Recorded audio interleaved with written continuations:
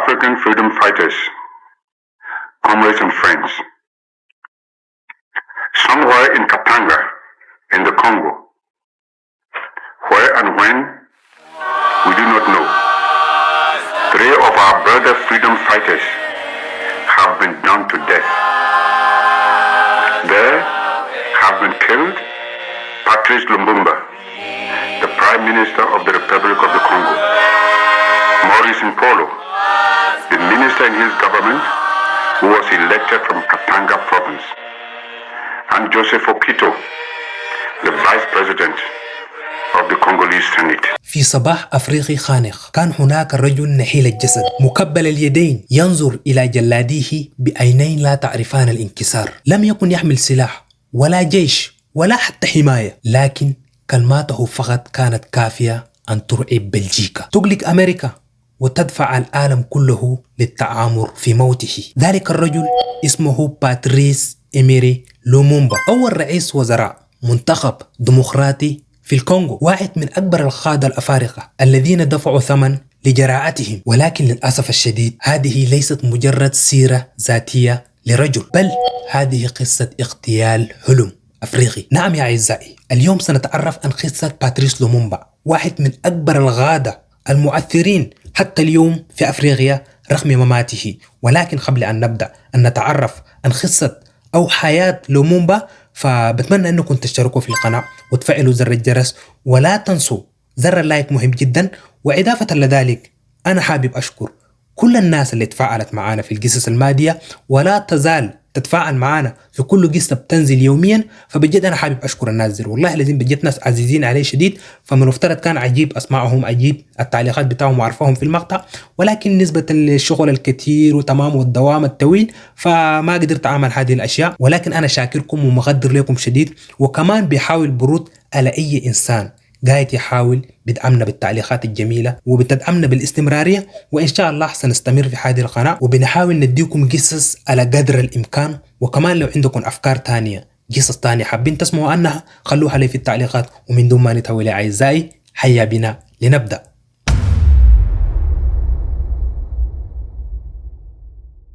ولد باتريس إيميري لومومبا في 2 يونيو عام 1925 في قرية صغيرة تعرف بأونالو في إقليم كاساي داخل الكونغو، التي كانت آنذاك مستعمرة بلجيكية تدار بوحشية غير مسبوقة. باتريس لومومبا لم يولد حرا، بل ولد في بلد يعامل فيه الإنسان الأسود كعالة عمل لا كإنسان. كان والده فلاح بسيط ووالدته امرأة ريفية قوية، فنشأ لومومبا في بيئة فقيرة، لكن ذكاءه القوي لفت انتباه المبشرين الكاثوليك، فأرسل إلى مدارس استعمارية حيث تعلم الكتابة والقراءة بالفرنسية. وهنا بدأت المشكلة. الاستعمار البلجيكي آنذاك لا يريد الأفارقة متعلمين ويفكرون، كانوا يريد فقط أمال صامتين. كان لومومبا عكس ذلك تماما. طيب كيف كان التعلم وبداية العمل؟ ففي المدارس التبشيرية كان لومومبا متفوق، سريع الفهم، قارئ جيد، مهتم بالفلسفة والتاريخ والسياسة. ومن الأشياء اللي قام قراهم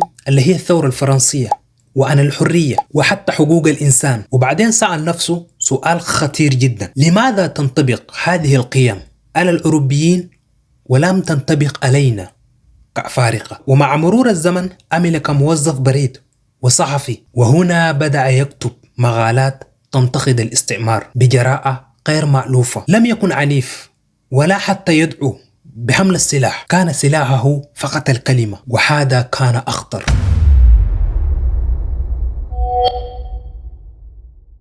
بعدين في عام 1956 اتهمته السلطات البلجيكية زورا بالاختلاس وحكم عليه بالسجن، لكن السجن لم يكسره بل صنعه. داخل الزنزانة قرأ أكثر وكتب أكثر، وخرج منها شخص مختلف، ليس موظف قادم، لا بل زعيم وطني. وبعد خروجه في عام 1958 أسس حركة اللي هي الحركة الوطنية الكونغولية MNC، وهي أول حركة تطالب باستقلال كامل ووحدة الكونغو وحتى إنهاء الهيمنة البلجيكية. وكان لومومبا المتحدث الأبرز للبلاد وقتها، وكلماته كانت تشعل الجماهير.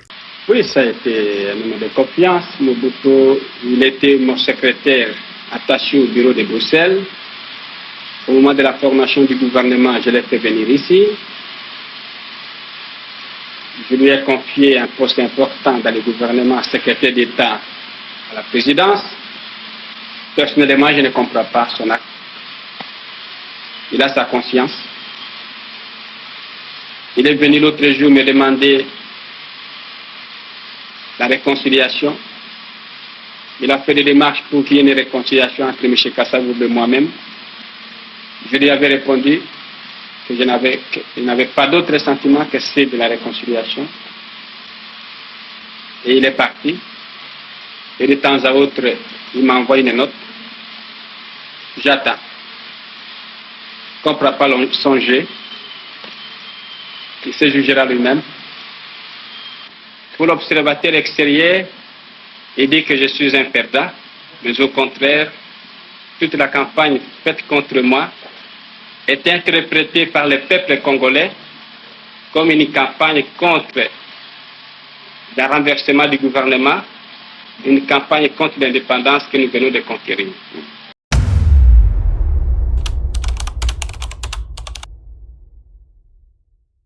وفي 30 يونيو في عام 1960 نالت الكونغو استقلالها رسميا. حضر ملك بلجيكا اللي هو بودان الاحتفال وألقى خطاب متعالي يشيد بفضل الاستعمار. وفي اللحظة ذاك من المفترض لومومبا كان يصمت ما يتكلم، لكنه لم يفعل ذلك. وقف وألقى أخطر خطاب في تاريخ أفريقيا الحديثة. فضح جرائم بلجيكا وتحدث عن القتل والتعذيب والعبودية، وقال أن الاستقلال لم يكن هدية بل انتزاع. والخطاب ده كان بالنسبة لبلجيكا إهانة ما بعدها إهانة، وفي نفس الوقت مرعب جدا لكل الغربيين. ومن تلك اللحظة تم تقرير اغتياله، ولكن فقط لم يتم تحديد الموعد.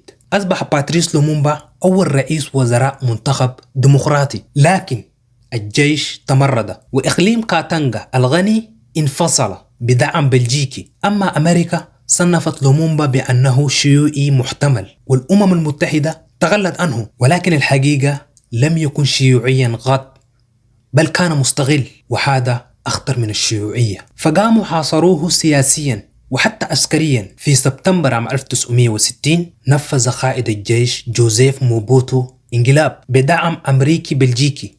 وبعدين شوف الكلام ده في سبتمبر عام 1960.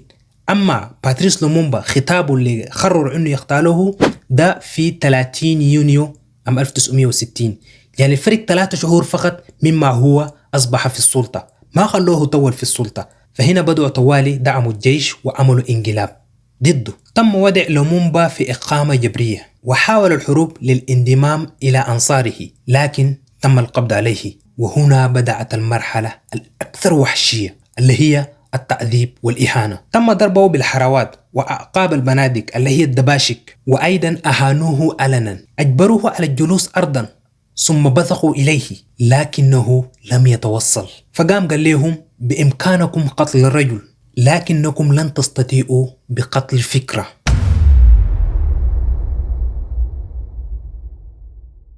تم نقله سرا إلى كاتانغا، وهناك أعدم بالرصاص بحضور ضباط بلجيكيين وبأوامر غير رسمية من CIA. ولكن المصيبة الكبيرة أو الأكبر قاموا بتقطيع جثته وإذابتها في الحمض لكي لا يتركوا أي أثر باقي للومومبا حتى ما يكون عنده قبر. طيب بعد ما قتلوا لومومبا، أسرة لومومبا بدأوا بالحروب. زوجته اسمها بولين لومومبا، فقامت حاربت بالأطفال. صارت حافية تبكي تصرخ باسم زوجها أمام العالم. أطفاله عاشوا في المنفى مطالبين محرومين. أما كونغو بعد لومومبا دخلت عقود طويلة من الدكتاتورية والنحب. ولكن السؤال المهم جدا، لماذا لا يزال لومومبا حيا؟ لأن بلجيكا اعتذرت بعد 40 عام، وبعدين بلجيكا في الألفينات قاموا اعتذروا لأسرة لومومبا وقاموا قدموا أسنان للومومبا. اتخيل الناس دول احتفظوا بسنين من لومومبا قبل ما يتم إذابة جثمانه في الحمض، فاحتفظوا ب2 أسنان، والأسنان دي ادوها لعائلة لومومبا في الألفينات. وحتى أمريكا اعترفت بدورها. اسمه لا يزال يذكر كرمز للتحرر. ولومومبا لم يحكم طويلا، لكنه حز النظام العالمي. قتل الجسد لكن الفكرة ما زالت تمشي في شوارع أفريقيا. وأقرب مثال زي ما شفتوا المشجع الكونغولي اللي كان في كأس أفريقيا بالمغرب في عام 2026 فرافع يده دائما. اتخيل انت مشجع بترفع يدك فوق كده تمام لمدة تتجاوز 90 دقيقة واقف كده من دون ما تتحرك، وبعدين زي ما شفتوا هذا الشاب اللي لقبوه بلومومبا أصبح رمز من الرموز بتاعت كأس أفريقيا في المغرب عام 2026. Congolais et Congolaises, combattants de l'indépendance, aujourd'hui victorieux, je vous salue au nom du gouvernement congolais. À vous tous, mes amis, qui avez lutté sans relâche à nos côtés, je vous demande de faire de ce 30 juillet 1960 une date illustre que vous garderez ineffaçablement gravée dans vos cœurs, une date dont vous enseignerez avec fierté la signification à vos enfants, pour que ceux-ci, à leur tour, fassent connaître à leurs fils et à leurs petits-fils l'histoire glorieuse de notre lutte pour la liberté. Car cette indépendance du Congo, si elle est proclamée aujourd'hui dans l'entente avec la Belgique, pays ami avec qui nous traitons d'égal à égal, ni les Congolais digne de ce nom ne pourra jamais oublier cependant que c'est par la lutte qu'elle a été conquise.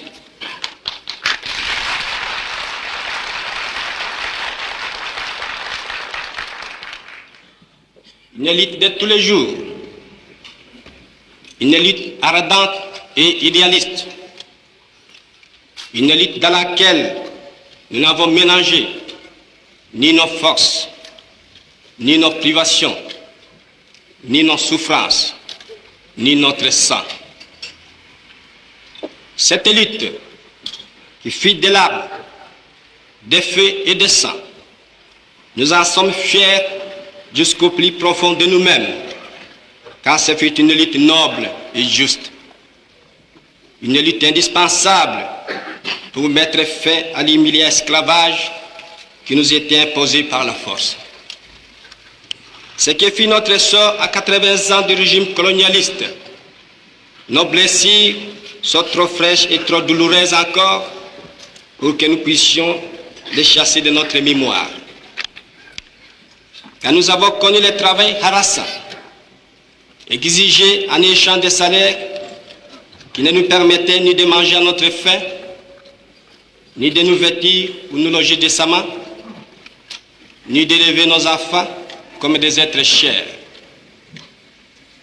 Nous avons connu les ironies, les insultes, les coups que nous devions subir matin, midi et soir, parce que nous étions des nègres.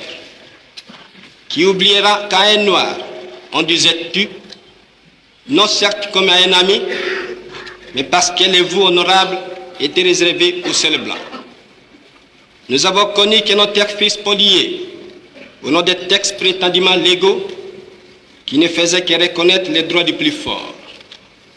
Nous avons connu que la loi n'était jamais la même, selon qu'il s'agissait d'un blanc ou d'un noir, accommodante pour les uns, cruelle et inhumaine pour les autres.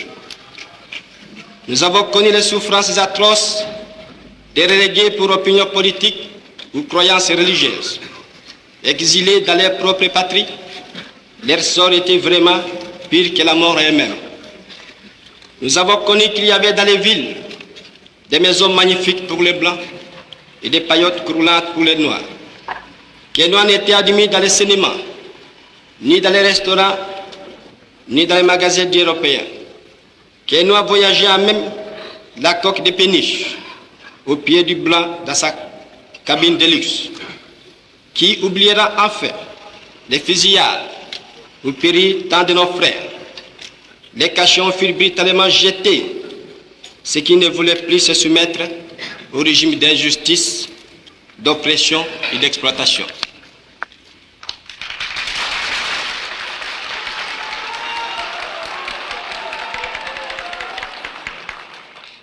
Tout cela, mes frères, nous en avons profondément souffert. Mais tout cela aussi, nous que les votes de vos représentants élus a agréé pour diriger notre cher pays, nous qui avons souffert dans notre corps et dans notre quai de l'oppression colonialiste, nous vous le disons, tout cela est désormais fini. La République du Congo a été proclamée et notre cher pays est maintenant entre les mains de ses propres enfants. Ensemble, mes frères, mes sœurs, nous allons commencer une nouvelle une lutte sublime qui va mener notre pays à la paix, à la prospérité et à la grandeur.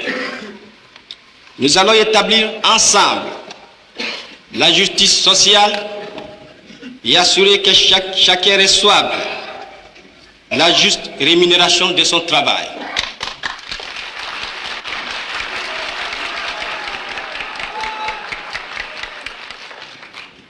Nous allons montrer au monde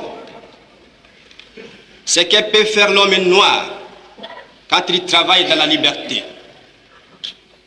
Et nous allons faire du Congo le centre de rayonnement de l'Afrique tout entière. Nous allons veiller à ce que l'été de notre patrie profite véritablement à ses enfants. Nous allons revoir toutes les lois d'autrefois et en faire de nouvelles qui seront justes et nobles. Nous allons mettre fin à l'oppression de la pensée libre et faire en sorte que tous les citoyens jouissent pleinement des libertés fondamentales prévues dans la Déclaration des droits de l'homme.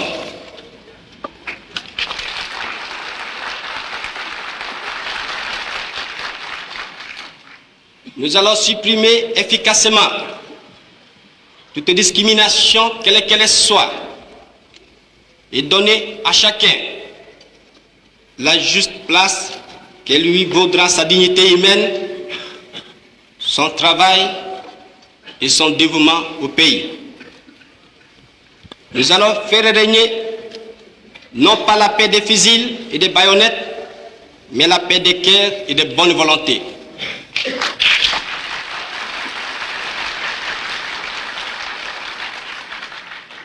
Et pour tout cela, chers compatriotes, soyez sûrs que nous pourrons compter non seulement sur nos forces énormes et nos richesses immenses, mais sur l'assistance de nombreux pays étrangers dont nous accepterons la collaboration chaque fois qu'elle sera loyale et ne cherchera pas à nous imposer une politique quelle qu'elle soit.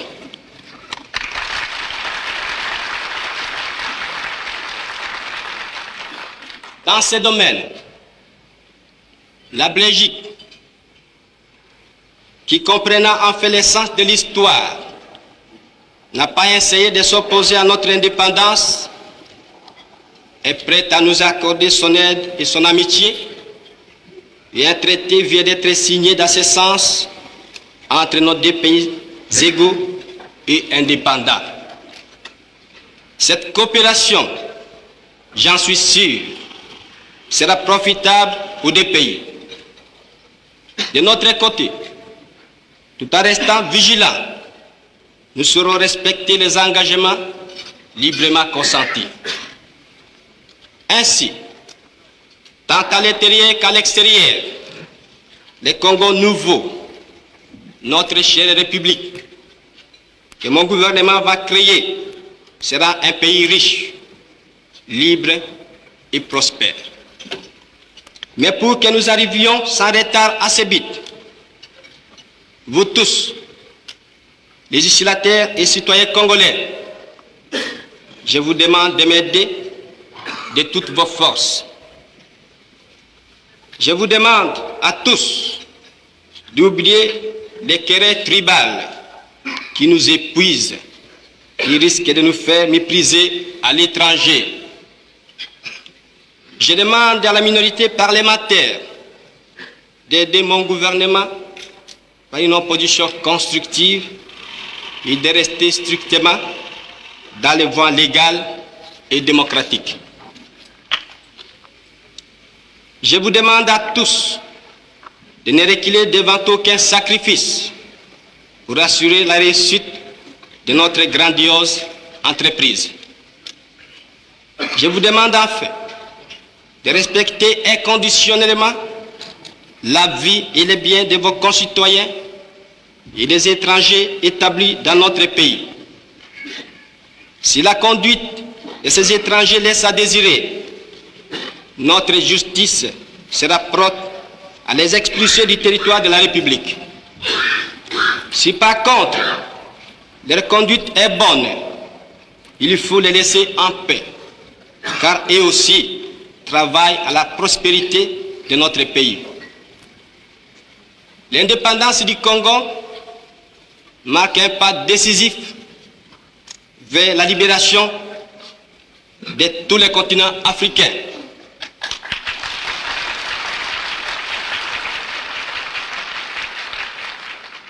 Voilà, Sire, Excellences, Mesdames, Messieurs, chers compatriotes, mes frères d'Arras, mes frères de lutte, ce que j'ai voulu vous dire au nom du gouvernement en ce jour magnifique de notre indépendance complète et souveraine.